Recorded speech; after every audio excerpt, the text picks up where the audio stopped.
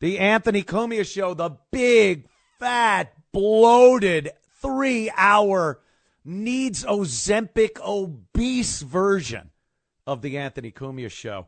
Ladies and gentlemen, I'm not going to wait any longer. This man has been sitting in a studio, and he's busy. He's a busy, busy man. You might know him from Lionel Media. You might know him from Lionel Nation. You might know him as a radio personality. He was on these very airwaves before I was. And a prosecuting attorney, oh, boy. Ladies and gentlemen, the great Lionel. Lionel, how are you, my friend? Anthony, on behalf of a grateful nation, thank you, not for what you do, but for what you appear to do. And I mean that sincerely, from the heart, brother. I only take it as sincerely and from the heart, my good friend Lionel. Let's talk about how you take it. If the word on the street is correct. But you know, it's a family show.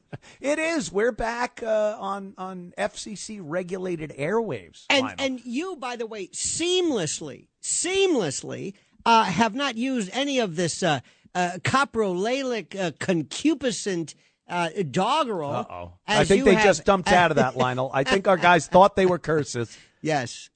And you have been accused of being crapulous, which is also a nice way of saying drunk. But do you mind? I do not want to take over anything.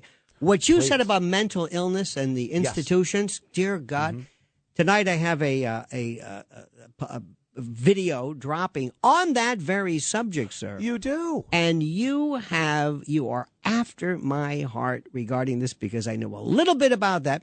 Having been in the criminal justice system. Oh, whew, I thought you were going to say having been committed to a mental institution. No. Just because, listen.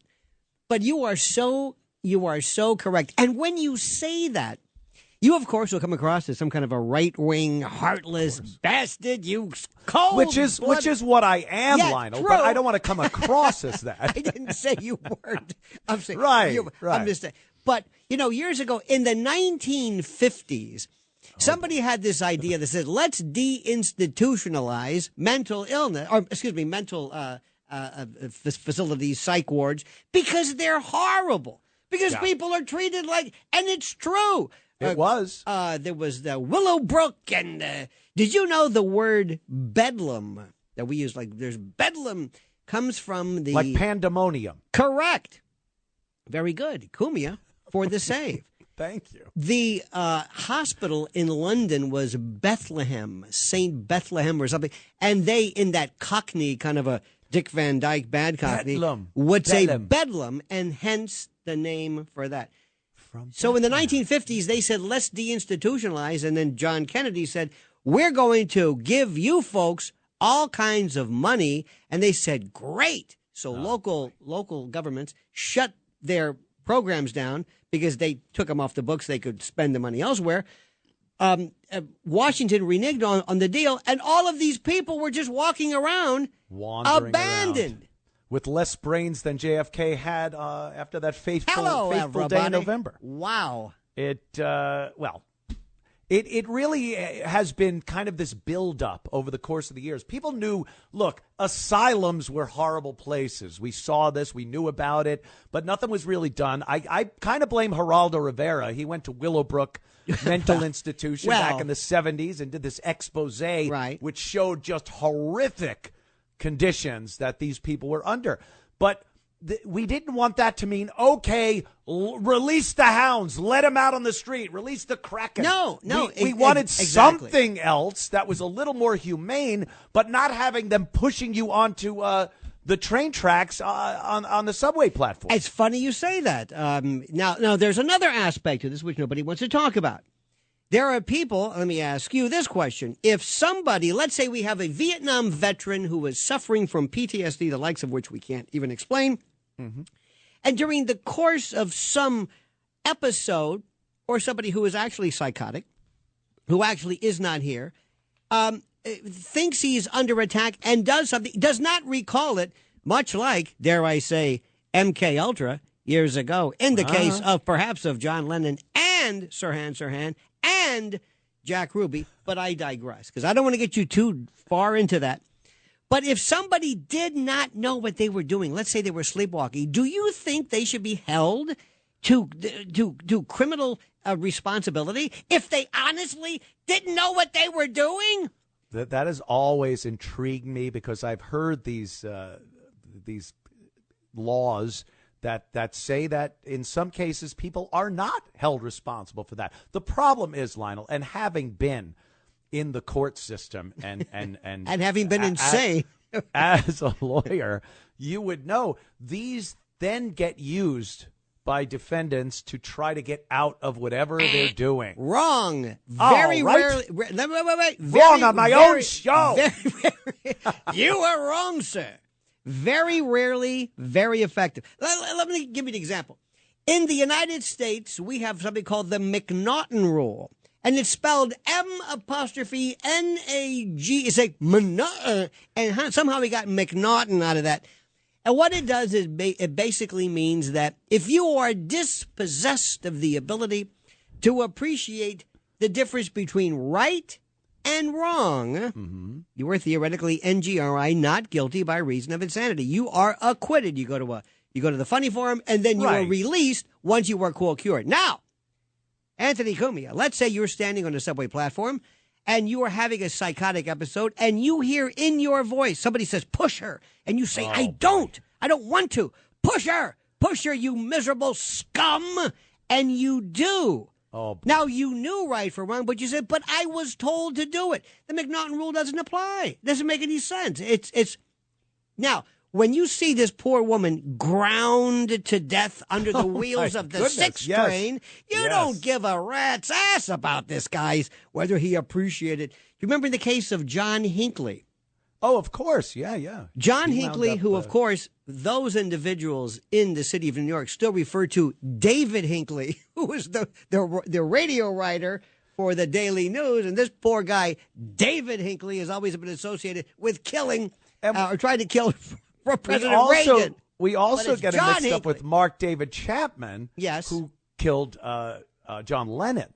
So it's very difficult. A lot of those, I hate those 3 name assassins. Yes, you must have Ted Bundy, only guy to get away with it. John Wayne Gacy, Lee Harvey Oswald. But what happened? But what happened in the case of John Hinckley?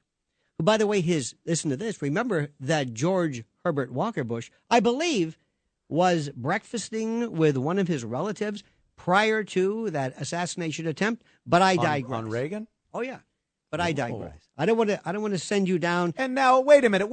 Isn't there also a picture of George H. Walker Bush outside the book depository? No, there is a picture of people that claim. You know, there's a new claim.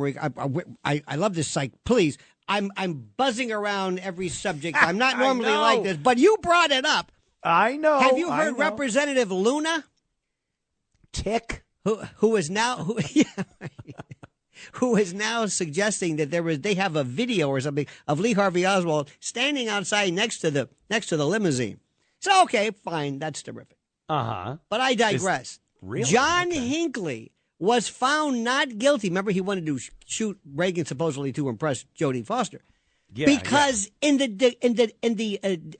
District of Columbia, their standard for the insanity defense was not the McNaughton Rule. It was like the Durham Rule or something, which means basically, if you had a bad day. So under this ridiculously easy burden, he was acquitted. That has since been corrected.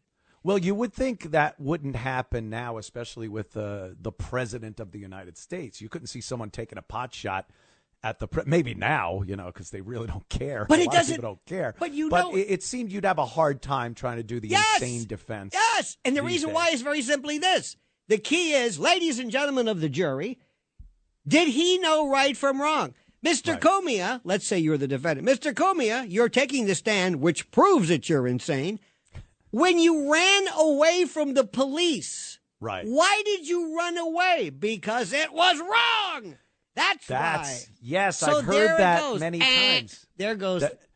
I've heard that many times where they say if you run from the police, if you fight, there's so many things you could do that would make any reasonable person look at you and go, well, he obviously knew he did something wrong. But what if he said, I ran from the police because they weren't the police. They were from the planet Cyborg, and those were the transponder agents. And okay, well, it never happens. Don't you have to sit there and kind of prove that?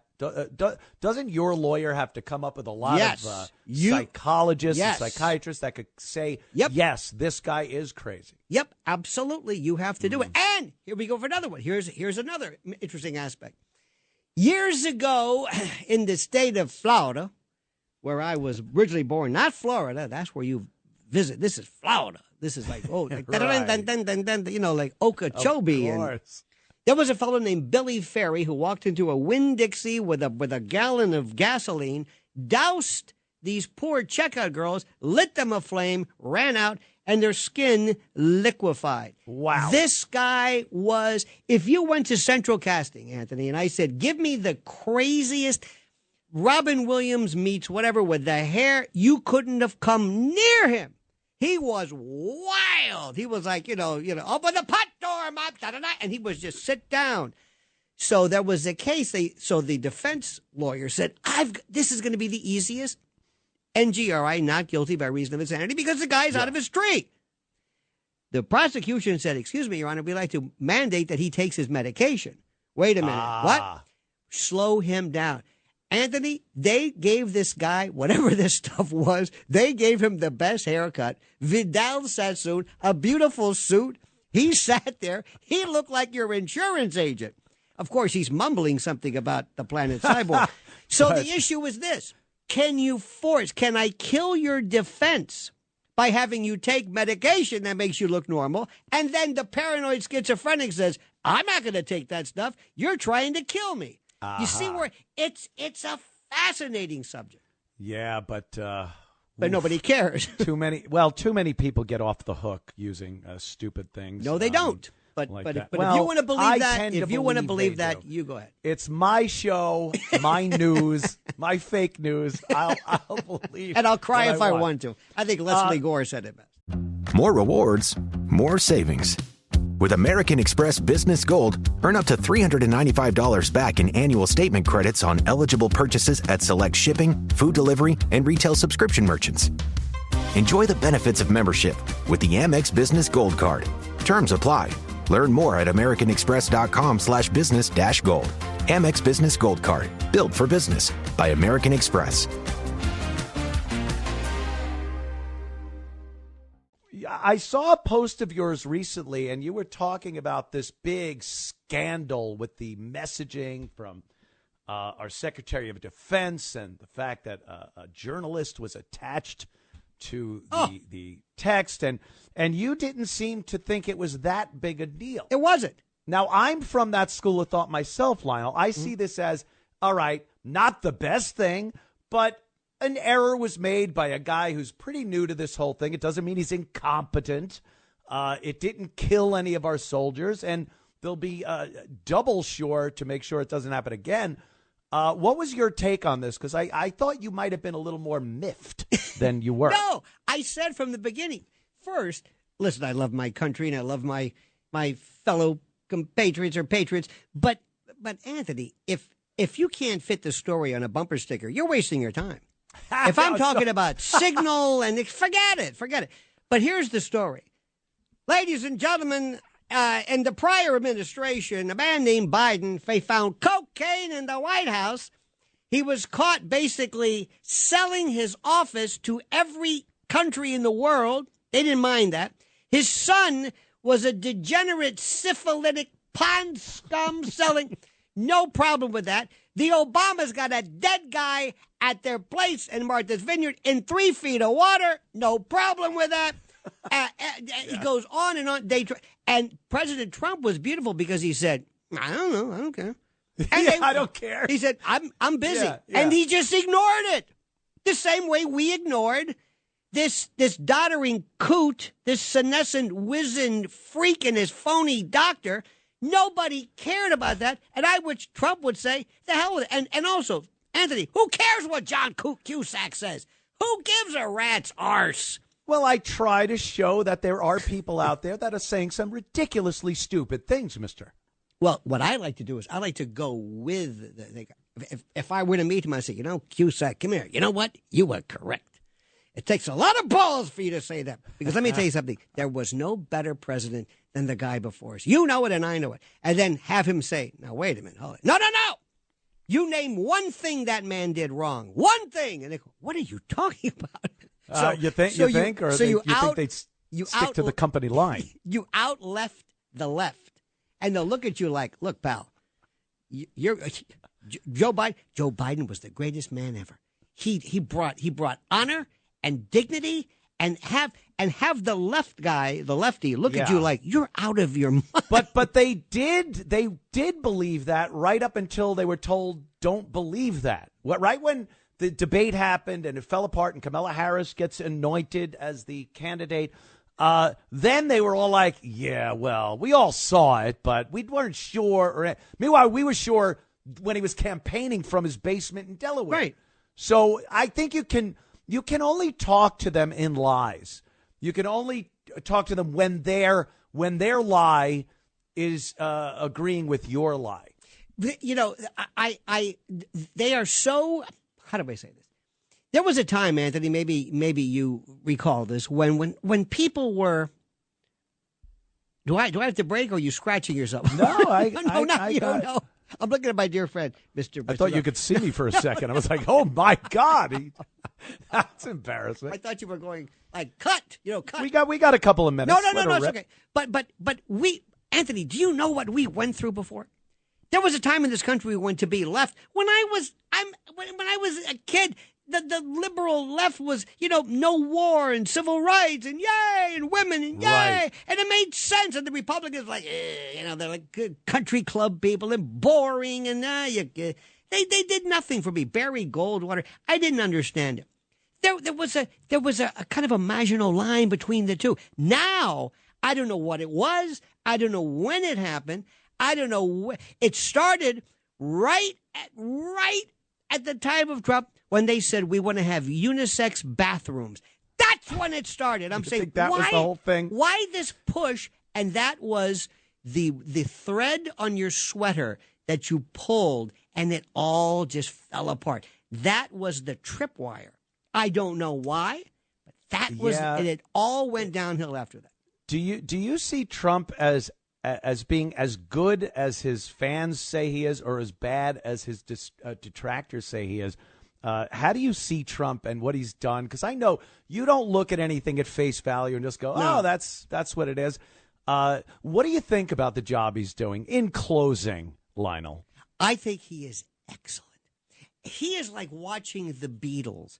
When you say, do you think the Beatles are that great? When the entire world is melting down in love with the Beatles, you can say, who cares what I think? He is changing everything. He is transformational. He is better than anything I could have ever even imagined. And I didn't even vote for him in 2016. I wrote my own name in because I said, I'm not going to be fooled anymore. I said, he's not going to beat Hillary Clinton because she's going to take. And I thought, okay, good luck. Now, I think he is God. You were fooled. That's frightening. I think he's. I'm sorry. I think what he does when he comes in and says, hey, you know what? I'm going to take Canada. You can't take. And Greenland. He comes in every day and he says, who can I piss off today? Yes. Give me something that will just drive these people nuts. And he says these things and he does. Listen. I love it. What he has done, and you were so correct about Doge, and you were so correct about. By the way, doesn't Doge sound like douche kind of Doge? It kind of does, but that works too. That's okay. They want him to be kind of douchey. Well, if you think about the process of kind of like cleansing, getting rid of the detritus or whatever. But this, did you see him with Brett Baer? And he has these people that work with him, and all of them seem like they're mental cases, but they're all billionaires, and they're like laser focused in this weird kind of. Very good spectrum laser focus on basically eliminating waste. And I'm thinking, who the hell could be against this? Who's against it? But it's amazing. They come out against it, and they're proud of it. Lionel, we're going to take a quick break. I want you to stick around, though. We'll do a couple of more minutes at the other side of the break. Yes, and We'll be right back. It's Lionel from Lionel Nation. And we're with Lionel from Lionel Nation. Lionel, we have a few minutes left here. I do want to get your take on, because we were kind of touching on it just before, Trump, how much of it is trolling, how much of it is real? And I'm specifically talking about, he just came out the other day and said maybe a third term. He might actually try to figure out how to do a third term. And I'm just thinking this is pure Trump trolling. First of all, if I could, thank you so much. Lionel Nation on YouTube, just to let people. Of course, Lionel Nation on YouTube. Yes. Is it trolling? Yeah. Is it? I think most people. I learned everything I need to know in life from professional wrestling of the 60s and 70s in the South, NWA, with my friend Gordon Soley and Bobby the Brain Heenan, and I learned about the work and bringing heat and being the heel. And understanding a face and the heel, a bump versus a Broadway versus, and what he does is he does these things, and I believe, like for example, he said the natural birthright or the 14th Amendment, and he says, I think we're going to go and we're going to change this. Well, you might not be able to do that. You might. Doesn't matter. It doesn't matter. He'll just say this, and he's like, you have a cat. He has a pen light. And the media are cats, and he all of a sudden, and they and they run right into the wall. And then he says, and then I'm going to go for the third term, and I'm going to, which means a constitutional. We have to amend the Constitution. Of course, it's which insane is a to think process that could possibly happen. Yes, right. But he'll say that, and he'll say, and I'm serious, and we're going to go to the court. How about this? We're going to get rid of these awful judges. Wait a minute, what? How are you going to get? We're going to impeach him. You're not going to. You don't have the vote. It doesn't matter. He just says it. Yes, the third term thing is brilliant because it gets them all agitated. And what is his finishing line with that whole thing was, but we got a lot of things to do now, right. And that's in the future. But there are ways we're looking at to do this. But right now we're just concentrating on what we can do. So it sticks. It sticks in their craw. They don't know what to do or say about it. They continue with this. He's a fascist, right, a dictator, and then he just feeds that. See, but I wish he would also say, well, and none of these people can even define the fascisti, but I wish he would say, years ago I took great umbrage at you suggesting that I was some kind of a maniacal fool who wouldn't leave, that would barricade himself in the office. I think I wouldn't do that. But the more I think about it, thanks to you, there may be something there. A third term could be either easy or hard. Like the great Tina Turner said, we're going to take the beginning of the song and start off nice and easy. Rolling on. He is just... Did you see Susie Wiles, by the way, Susie Wiles, his chief of staff or whatever? She was wonderful. She's very quiet. Pat Summerall's daughter. Oh, wow. And she was talking about the way we're going to do things. Do you see where Elise Stefanik said, Elise, forget about the ambassador. What? Forget about it. Why don't you just stay where you are? Oh, okay. Well, whatever you want. Great. Oh, Alina Habba. What is it? Forget about being my lawyer. You're going to be the New Jersey U.S. Attorney interim. And guess where you're going to be? Newark, not Washington. Oh, Jesus. Newark. And she says, I don't know if I want to. You're going to do it. Okay? I don't like that. Oh, it's beautiful. What about Pam Bondi, who, by the way, is from my hometown, went to my law school, great, worked in my state attorney's office. She says, Monday, we're going to have boxes of all the Epstein. We never got the boxes. Very disappointed. And on Tuesday, we're going to have the JFK. I got the actual bullet fragments from the grassy knoll. Whatever happened to that? And Kash Patel, he's saying this. I mean, they're just saying this stuff. They just say this stuff. And then you hear the left. They like to come out and say, well, are you still happy about your vote? Yes. You're happy about your. And I go, yeah. There's nothing he's done or hasn't done that I am going, oh, boy, I should have voted for Kamala Harris. Like, obviously. But, they want to believe we're regretting. We have that buyer's remorse. And it's just not happening. The first time it's funny. We always we have just a few Yes, seconds left, Lionel. I would love to continue this, and we will on our various shows. But please tell people where they can find you. They can find me at Lionel Nation on YouTube and on X, or Twitter as we call it, Lionel Media. And Anthony, thank you, my good friend. Thank you, Lionel. Fabulous. I appreciate it. We'll have you on again. We love you, man. Be well, and we'll be right back after this short break. The Anthony Cumia Show continues.